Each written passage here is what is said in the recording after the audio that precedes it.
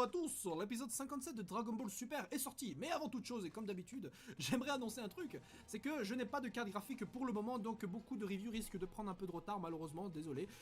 Concernant la vidéo du chapitre 15 de Dragon Ball Super, je devais le faire il y a un moment déjà, malheureusement j'ai pas eu le temps, et je vais la faire donc d'office cette semaine-ci, surtout qu'elle est très intéressante. Donc un peu de patience de ce côté-là. Ensuite, concernant cet épisode-ci, eh bien que dire si ce n'est qu'il était génial. Alors beaucoup parlent déjà du meilleur épisode de Dragon Ball Super, et là voilà. Alors c'est vrai que pour l'heure c'est un des meilleurs. C'est vraiment un des meilleurs. Si ce n'est peut-être, ouais, effectivement, le meilleur. Il y a un peu de tout. Il y a du progression, de la bonne fight, un peu de mystère et tout. Donc, il faut le dire, c'est un épisode de Dragon Ball Super qui était très très agréable à regarder. On aimerait en voir plusieurs des comme ça. Donc, la grosse hype qu'il y avait autour de cet épisode-ci, c'était notamment la présence donc de Naotoshi Shida en tant qu'animateur de cet épisode. Mais il n'y a pas que lui, évidemment. Hein. S'il vous plaît, ne donnez pas tous les crédits de la qualité d'animation à Naotoshi Shida parce qu'il n'y a pas que lui. Puisque c'est, je pense, principalement grâce à la supervision de Karasawa, en fait, que cet épisode était vraiment excellent.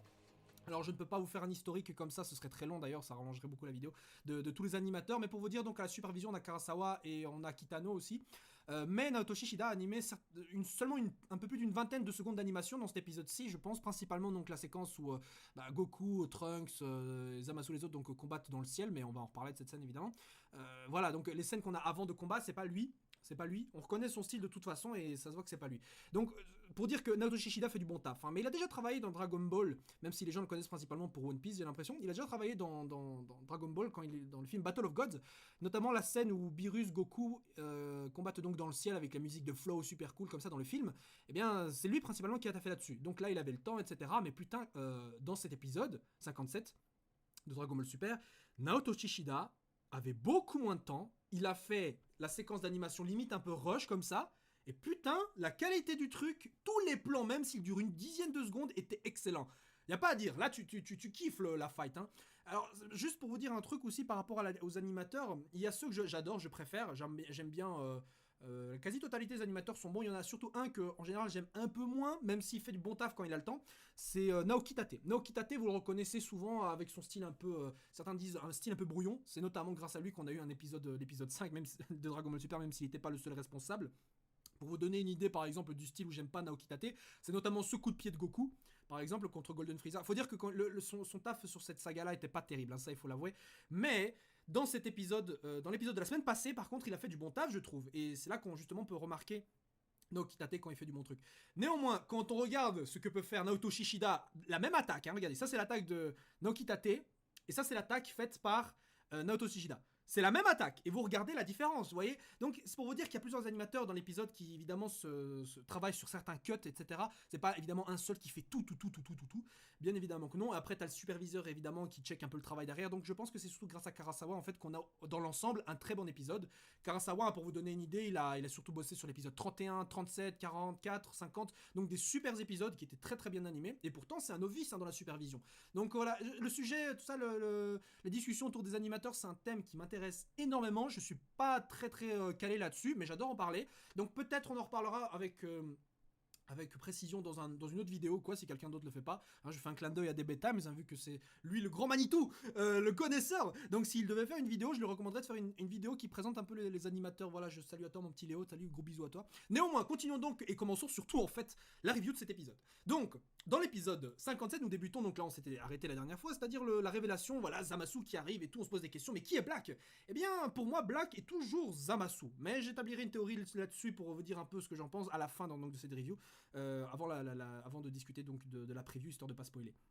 Donc, le combat commence, hein, il faut le dire, voilà, quand on a posé la question donc à Zamasu répond, voilà, Black et moi, on est comme des âmes sœurs, tu vois. Je veux dire, non, c'est pas des amoureux, non, il faut pas se casser les couilles, s'il vous plaît. Non, en fait, c'est juste que Zamasu, je pense, est en train de nous dire que le Black qui est là, il est comme lui. Il est lui, ils ont la même technique, dans le même bras, putain de merde, ils parlent de la même chose. Black ne peut pas être autre chose que Zamasu. Pas le même Zamasu, mais un autre Zamasu. Je veux dire, c'est possible. Donc du coup, le même, au niveau de l'aura, putain de merde, ils ont le même ki, la même technique. Je veux dire, qu'est-ce qu'il vous faut de plus? C'est le Zamasu, c'est pas le même qu'on connaît, mais c'est un autre. Mais on va y revenir là-dessus. Donc le combat s'engage et il faut dire qu'effectivement au niveau du combat les rapports de force sont assez bizarres. Pas totalement mais à première vue elle aurait pu choquer certains. Parce que c'est vrai que tu vois déjà Vegeta il s'est explosé par Black mais il faut le savoir que Vegeta malheureusement s'est pris un coup par surprise. il s'est pris un coup par surprise, donc s'il vous plaît ne dites pas que voilà, Vegeta est trop faible, et là Trunks tu vois qu'il arrive à arrêter des attaques, etc. Non, non, parce que d'un autre côté, dans Dragon Ball, t'as souvent vu parfois des personnages en soi beaucoup plus faibles que leur adversaire, mais en s'énervant, dans la colère, etc., ils arrivent à être plus forts. Ça arrivait déjà à Vegeta quelques fois, ça arrivait à Gohan beaucoup de fois, mais bon, c'était surtout qu'il avait un potentiel caché, alors pourquoi pas Trunks, hein. Donc ici, c'est pas surprenant. Je suis pas surpris de voir Trunks quand il est énervé arrêter une attaque de Black et le repousser pendant un instant. Il a pas battu, hein. Il n'a pas battu Black. Vegeta avait réussi à arrêter aussi une attaque de Black, mais il s'est quand même pris un coup, par surprise. Donc voilà, c'était surtout la volonté, je pense, de mettre Vegeta de côté. Et effectivement, c'est triste. Effectivement, c'est chiant. Effectivement, pour ceux qui adorent Vegeta, voilà. Mais le fait est que dans cet arc-ci, plus que Vegeta, c'est Trunks qui est mis en avant. Et Goku, lui, par défaut, parce que c'est le héros. Je sais, c'est dégueulasse, mais putain, on a ça depuis le début. Vegeta, c'est souvent le mec qui va tâter l'adversaire en premier, qui se fait exploser pour mettre en avant Goku, et cette fois-ci Trunks. Je sais, c'est dégueulasse, on est d'accord, c'est chiant, tout ce que vous voulez, je sais, je vous jure, j'insiste là-dessus parce que vous pensez que je suis pas au courant, mais si, je vous jure, je trouve ça aussi dégueulasse, mais le fait est que c'est comme ça, et donc on va essayer d'aller de l'avant, voilà. Vegeta aura ses moments de gloire, mais vous attendez pas à le voir terminer un méchant, hein. C'est ce que j'avais cet espoir-là dans l'arc Golden Freezer, pourtant, même Goku a réussi à lui voler la vedette malgré tout. Donc le combat s'ensuit, et là comme je vous l'ai dit, l'animation était nickel, vraiment nickel, c'était vraiment bien, c'était rapide, c'était précis, même les bruitages, putain, les bruitages, j'avais l'impression d'entendre des bruits d'explosion qu'on entendait souvent dans certains animés de mecha, genre à la Gundam, tu vois, notamment dans la séquence animée par Naoto Shishida, et putain, c'était bien fait, tu ressentais l'impact, bref, sur ce coup-là, je donne une note de 9 sur 10, pourquoi pas 10 sur 10, parce qu'évidemment l'épisode était trop court, donc cette séquence était courte, mais vraiment, elle était bien faite, la chorégraphie, c'était rapide, putain de merde, en plus les techniques, le fait d'utiliser le Shunkanino pour esquiver certaines attaques et tout, c'est des trucs que j'aime bien comme ça, tu vois. C'était vraiment pas mal. Donc, après, évidemment, t'as malgré tout un petit côté d'avantage, évidemment, chez Black et Zamasu. Déjà que Zamasu, on apprend donc qu'il est visiblement immortel, puisque Trunks, en fait, le transperce avec son attaque, et malheureusement, Zamasu, en enlevant l'épée, se soigne. En fait, la plaie se referme de la même manière que ses vêtements aussi, mais bon, ça, c'est pas vraiment un truc incroyable. Mais en gros, l'attaque ne lui a rien fait. Et il explique donc qu'il a effectivement un corps immortel, etc. Donc là, on est là, quoi? Qu'est-ce que c'est que ça? C'est un pouvoir, etc. On aura la réponse donc un peu plus tard dans l'épisode. Ou en tout cas, un indice de réponse. Donc malheureusement, Goku et Trunks donc, sont totalement dépassés par déjà un qui est immortel et l'autre qui est déjà très très fort. Donc ça franchement c'était pas vraiment surprenant, je m'attendais d'office à avoir une suprématie de ces deux-là. Mais franchement, sur papier, on m'aurait dit que ça allait se passer comme ça, j'aurais été là, putain, c'est chiant, quoi, ils vont revenir dans le passé et tout, et ça va être long, putain. Et ben en fait, non, c'est très agréable de voir ça, une défaite comme ça de nos héros, parce que depuis le début de Dragon Ball Super, tu sais, ok, ils vont perdre, etc., notamment le fait qu'on savait ce qui allait se passer vu qu'on avait vu les deux premiers films, donc on pouvait pas les voir perdre, les gentils. Même dans le tournoi, hein, beaucoup s'attendaient à ce qu'il y ait une défaite, mais au fur et à mesure, tu comprenais qu'ils allaient pas perdre. Mais putain, ici, franchement, la défaite, vraiment la défaite, certains la voyaient venir, d'autres la voyaient pas, mais dans tous les cas, on n'est pas dégoûté. C'est bien amené, et c'est cool. C'est cool, t'as de l'implication, t'as un danger, putain. Même Vegeta, t'aurais pu limite te dire, putain, mais il va crever ou pas, Vegeta? Enfin, d'une certaine logique, non. Mais putain, tu sentais de l'implication, même si en soi, c'est vrai, il y a des Dragon Ball, etc. Mais même si sur l'instant, il n'y a pas eu de Whis, il n'y a pas soi-disant de Senzu, même si malgré ce que je pense, il y en a quand même, hein, Goku les a sur lui, c'est juste qu'il n'y a pas eu le temps de les utiliser. Donc, c'est une scène vraiment géniale. Donc après, évidemment, qu'ils soient un peu dépassés, ils ont besoin d'aide. Ils ont besoin d'aide. Mais qui va les sauver? Bah oui, les humains. Et ça m'a fait marrer parce que la semaine passée, je vous avais même dit et qu'est-ce qui se passerait si par exemple les humains devaient affronter un Saiyan genre Raditz? Et je vous avais dit ouais, peut-être des armes biotechnologiques ou un truc, tu vois, genre d'un gaz ou un virus. Et effectivement, pour éloigner Zamasu et Black, donc deux êtres divins, eh bien ils utilisent un gaz moutarde ou de la lacrymo. Je sais pas ce que c'était, mais ils ont réussi à les chasser. Et personnellement, ça m'a fait marrer, mais franchement, j'ai là bravo. Bravo les humains. Vous avez quand même réussi à repousser deux êtres divins capables de détruire des galaxies. Non mais sérieusement, c'est ça qui s'est passé. Bon, alors un truc que j'ai pas dit effectivement, un truc que j'ai kiffé, mais que j'ai vraiment vraiment kiffé, c'est le Kamehameha. Et je pense que je suis peut-être un des seuls sur internet qui va parler de ce truc là, mais je voulais le dire. Le Kamehameha qu'avait fait Black est un truc de fou. J'adore la façon dont Masako Nozawa, donc la seiyuu de Goku qui fait donc Black, a dit ce Kamehameha. Elle a fait, il y avait un silence, et là t'entends, tu vois. Enfin, je vais vous mettre le son de l'épisode.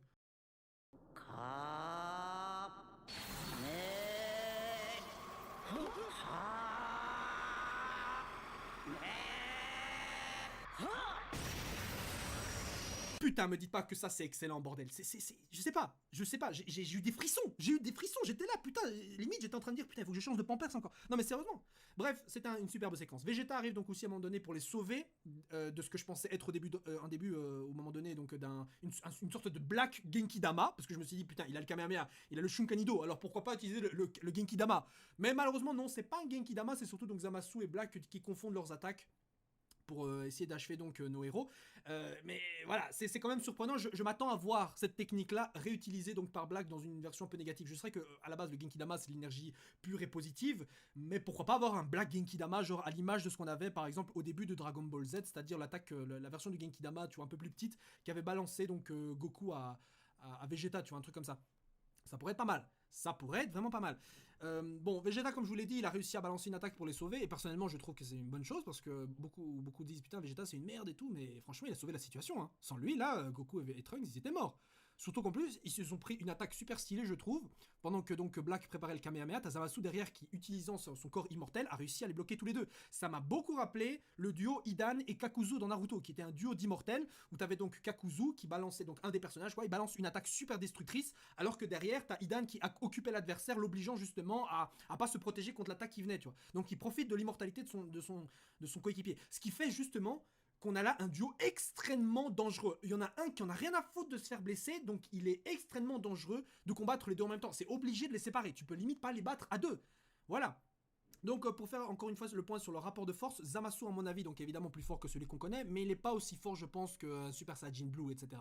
Tu vois Trunks qui arrive à quand même à les surprendre donc en le transperçant son épée. Certains diront ouais mais Zamasu s'est laissé transpercer, etc. Mais oui mais bon t'as quand même vu Zamasu, il s'est pris des coups dans la gueule, tu le vois ressentir la douleur, hein, tu le voyais quand même dire oh merde putain comme ça quand il se prenait des coups.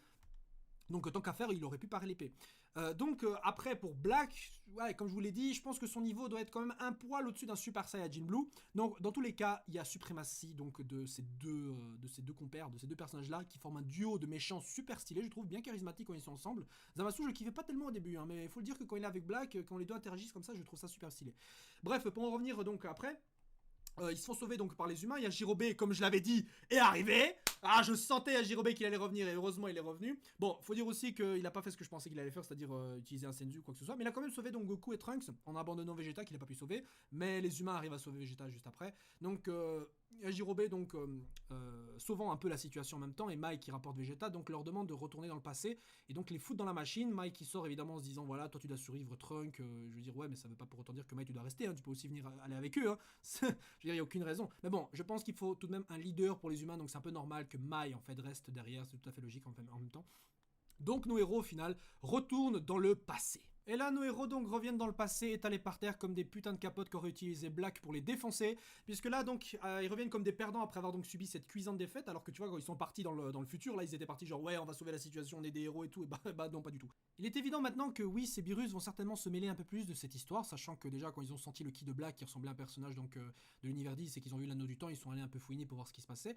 Bah, je pense que maintenant, vu que c'est confirmé, ils vont aller de nouveau voir un peu ce qui se passe dans l'univers 10. De toute façon, ils sont un peu obligés. De toute façon, Goku peut pas y aller, à moins qu'il puisse y aller effectivement avec le Kanido voyager à travers les univers, quoique ce serait un peu bizarre, même très bizarre. Donc je pense qu'ils vont venir. Mais d'un autre côté, je serais un peu déçu que ce soit Beerus ou même Zeno, tu vois, parce qu'il faut pas l'oublier, qui soit responsable en fait de la chute de Black et de Zamasu. Dans le sens, c'est eux qui font le combat, c'est eux qui les suppriment. Tu vois, encore s'ils ont le coup de grâce parce que voilà, Zamasu c'est un immortel et que genre seul Zeno a le pouvoir de supprimer ce qu'il veut, voilà, ça me dérangerait pas. Mais eux qui fassent toute la fight, non, j'aimerais pas. Parce qu'il faut dire un truc aussi, c'est que Zamasu pour moi est un des personnages les mieux travaillés, en tout cas au niveau du fond, mais un minimum. Je dis pas que c'est parmi tous les animés confondus, c'est un des meilleurs, loin de là. Mais dans Dragon Ball en général, t'as souvent un méchant sur 1 ou 2 dimensions maximum, en général une seule en fait.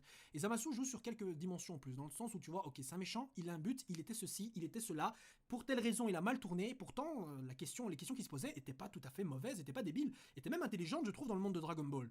L'intérêt et la mission des dieux parmi les mortels. À quoi ils servent? Je veux dire, ils sont là, c'est les dieux de la création. Ils ne peuvent pas détruire, mais ils n'influencent pas non plus le cours des choses. Et donc Zamasu, il s'est interrogé sur sa position dans tout cela, au niveau de l'univers. C'est un futur Kaioshin, donc c'est important pour lui de se poser ces questions-là. Et effectivement, Zamasu lui a apporté des réponses à la con, je trouve. Néanmoins, de là, on a un personnage qui a un minimum de base, dans le sens où il a une psychologie un minimum bossée. Pourquoi je dis ça? Parce que dans les shonen actuels, et je dis ça parce que tu vois, il y a Toyotaro qui bosse hein, évidemment là-dessus, donc pour moi, il y a de l'influence du shonen actuel. Ce que Toriyama, je pense, n'a pas. Il y a encore son style, ce qu'on retrouve surtout dans les deux premiers arcs de Dragon Ball Super, alors que Toyotaro, tu sens vraiment son influence, c'est un peu. Ouais, son influence dans le travail à partir de l'arc sur. Le tournoi et puis sur cet arc-ci notamment je sens que c'est principalement à lui qu'on doit justement tout ce développement. Néanmoins, donc Zamasu dans les shonen actuels pour moi devrait être vaincu effectivement à travers les points mais aussi à travers les convictions. Dans le sens où tu vois, il faudrait que, à travers une fight où Zamasu perd, il faudrait aussi qu'il perde au niveau de ses convictions dans le sens où on doit lui apporter des arguments qui viennent à le contredire, qui viennent à lui faire comprendre qu'il a tort. Parce que tu vois, ce serait trop facile, t'as un personnage, il a de bonnes raisons en soi au début d'être méchant, et on le tue et ça y est, fin d'histoire. T'imagines, on fait ça dans Naruto, genre Naruto il tue tous ses adversaires, il les bat tous sans franchement les contredire.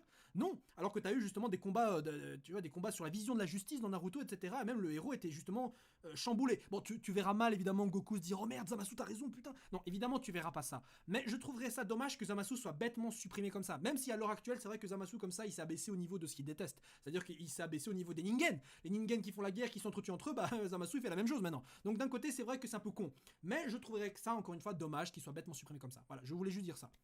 Donc quand je dis ça, c'est genre quelqu'un veut lui expliquer que voilà au final les dieux ils font ceci, que lui fait cela, c'est pas bien dans le sens ça correspond pas à sa vision de la justice. La vie c'est du bien, la vie c'est du mal, etc. C'est un cycle qui continue. Voilà, j'en avais déjà parlé il y a longtemps dans un petit monologue très sympa. Mais pour vous dire que j'aimerais donc avoir une conclusion et une petite explication pour Zamasu de ce côté-là. Bon, après donc justement parlons d'eux. On les retrouve donc Zamasu toujours en train de servir son thé. On retrouve donc avant tout Gowasu dans une séquence que je pensais surtout retrouver dans une sorte de série abrégée genre à l'américaine, tu vois celle de Dragon Ball abrégé quoi. Et ben en fait putain de merde, on a donc Gowasu qui mate sur une télé datant certainement de l'année 1980 sur le calendrier terrien, une image des épisodes donc de Dragon Ball Super en Full HD, tranquille, et après t'as Zamasu qui arrive en disant ah maître Gowasu, vous regardez encore KamiTube, donc en gros GodTube, putain l'équivalent donc de YouTube sur chez les dieux quoi. Bon, faut se dire déjà, donc j'imagine qu'ils ont utilisé certainement Internet ou le Wi-Fi, connexion Wi-Fi multivers, que genre évidemment l'image HD, que les épisodes piratés sur YouTube des dieux, voilà, ça marche. Mais putain, je vous jure, j'ai trouvé cet humour-là décalé, mais très marrante, hein, mais décalé, genre dans le sens où je m'attendais pas à retrouver ce genre de truc-là dans Dragon Ball. Je m'attendais vraiment à retrouver ça dans une série abrégée, tu vois, c'est le genre de vanne que je m'attends à retrouver là. Mais c'était très drôle, je trouve, et ça servit, et ça va servir encore pendant le moment à faire des mèmes, une source de blagues, d'images, de montage, de détournement, mais un truc incroyable. Vous pouvez retrouver ça, mais sur internet, vous en voyez mais déjà beaucoup. Des gens m'en envoient d'ailleurs sur Twitter et tout. Et putain, j'ai rigolé. Non mais t'imagines Gowasu en plus juste après, il dit que voilà, je pense devenir un god tuber, mais putain. Non mais t'imagines Gowasu YouTuber. Mais sérieusement, t'imagines Gowasu avec un nom de YouTuber genre XXX Gowasu 66 ou je sais pas Gowasu Gaming ou je sais pas Gowasu qui fait des unboxing de boîtes de thé ou Gowasu qui fait des vlogging avec Zamasu, genre ils sont dans l'univers. Aujourd'hui, une nouvelle vidéo où Zamasu et moi on va visiter des planètes pour voir que les gens sont pas violents.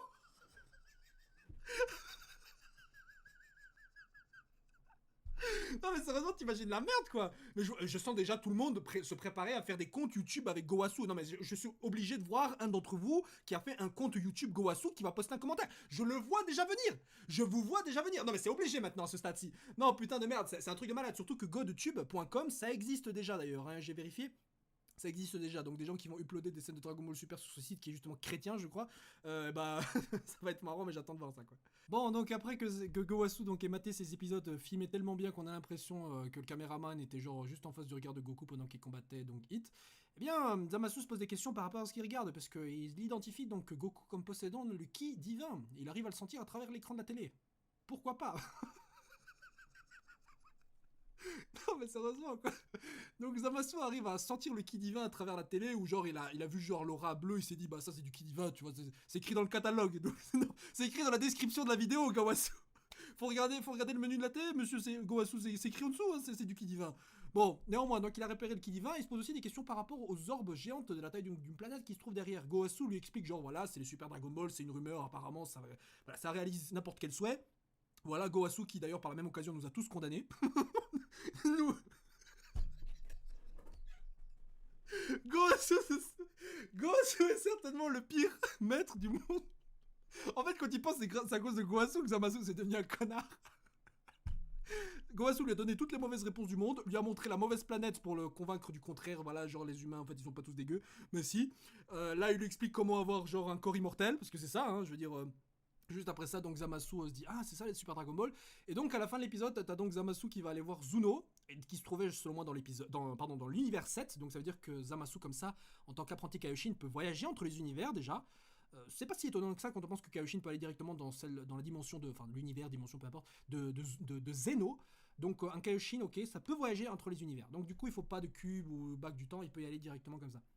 Donc il va aller voir Zuno pour lui demander tout ce qu'il sait à travers, sur les Super Dragon Ball. Et c'est là donc qu'on peut établir déjà la théorie suivante, c'est que Zamasu du présent va devenir immortel avec les Super Dragon Ball. Et une fois qu'il l'est devenu, il donc va voyager et tuer donc son maître au passage, va voyager donc à travers d'autres dimensions, va rencontrer le Zamasu du monde de l'univers, du monde de Trunk, donc en gros le futur de Trunk quoi.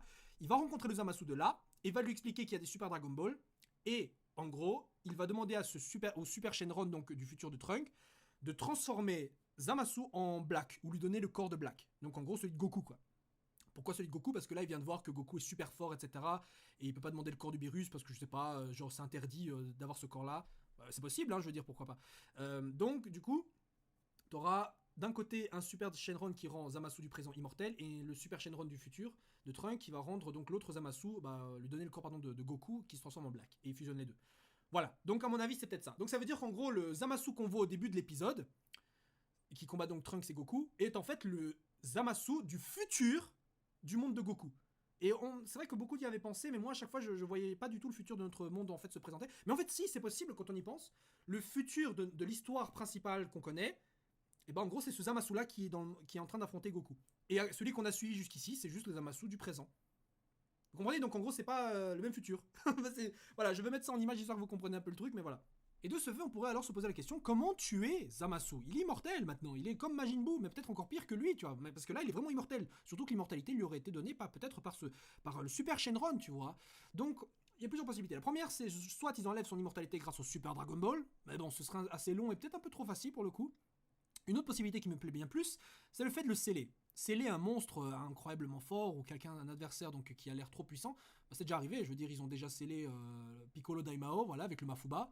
Réutiliser le Mafuba contre Zamasu, ouais, ce serait fanservicement cool, ce serait vraiment très sympa à voir, pourquoi pas. Ou peut-être même une technique, voilà, pour le sceller dans un objet de la même manière que le vieux Kaioshin a été scellé dans la Z-Sword. Et maintenant qu'on sait que Toyotaro est un peu plus impliqué dans l'histoire, il est possible qu'il réexploite donc l'idée de son manga, enfin de son webcomic à lui, dans Dragon Ball Super. De toute façon, quand tu y penses, c'est la même chose. Hein. Dans son webcomic, t'avais un personnage qui se présentait comme le fils de Son Goku, qui est lié à une Kaioshin. Ici, t'as un personnage qui se présente comme étant limite Son Goku, qui est lié, comme on le voit maintenant, à un Kaioshin. Et dans la webcomic, tu voyais ce personnage qui ressemble à Goku, qui s'appelle Zaikyu, enfermé dans une épée, justement. Pendant un instant, le temps de laisser les héros s'entraîner. Et donc peut-être qu'on aura la même chose avec Zamasu. En fait, il va se faire lui enfermer dans quelque chose. T'imagines en fait Zamasu, il se fait enfermer comme le vieux Kaioshin dans une épée, celle de Trunk. Et t'as Trunk, genre le garant protecteur de l'univers, genre qui garde cette épée, etc. ou qui la cache, etc. Ce serait vraiment badass comme idée, non? Mais bon, voilà, le parallèle entre Dragon Ball Super et la webcomic donc de Toyotaro, enfin quand il était encore teubé, et sont nombreuses. Hein, donc ça m'étonnerait pas de voir la même conclusion entre les deux. Bien, donc les gens, on va se quitter ici. Sauf pour ceux qui veulent parler un peu plus de la preview, mais bon, on va vite y venir. Donc pour dire globalement, c'était un épisode excellent. La semaine prochaine, donc on aura un épisode, mais la semaine d'après, donc le 18, je crois, il faut se dire qu'il n'y aura pas d'épisode. Le prochain épisode qu'on aura sera donc le 25 septembre. Le 11 septembre, donc on a un épisode, le 18 on n'en a pas, et le 25 on en aura. Donc il faudra être patient à ce moment-là, mais j'imagine que je ferai un petit live et tout, histoire de gagner un peu de... Enfin, histoire de s'occuper et de parler de Dragon Ball entre temps, quoi. Voilà, donc les gens, ciao ciao à tout le monde, et parlons maintenant de la preview. Eh bien, nous avons une preview très alléchante puisque nous avons la confirmation donc que Zamasu va visiblement devenir immortel grâce au Super Shenron. On voit même les yeux de Zamasu un peu devenir rouges comme quoi le souhait est réalisé, c'est bon, il est immortel. Et d'ailleurs, en revenant, on voit les pétales rouges, ses yeux un peu noirs sur les contours comme ça, comme quoi voilà, il est vraiment devenu méchant à ce moment-là. À mon avis, c'est de là donc que vient l'altération de son ki. C'est le fait qu'il soit devenu immortel, c'est ça qu'en fait la différence qu'il y avait entre le ki de Zamasu avant et le ki d'après, c'était pas uniquement un côté très maléfique, même si c'est vrai que c'était ça la différence, mais en fait en devenant immortel, à mon avis Zamasu est tombé définitivement dans le mal, parce qu'il s'est dit c'est bon je suis immortel, je peux assouvir mes plans, donc là il y a eu changement au niveau de la nature de son ki, en plus du fait d'être devenu immortel. J'imagine donc que dans cet épisode, Gowasu va mourir, enfin il y a des chances.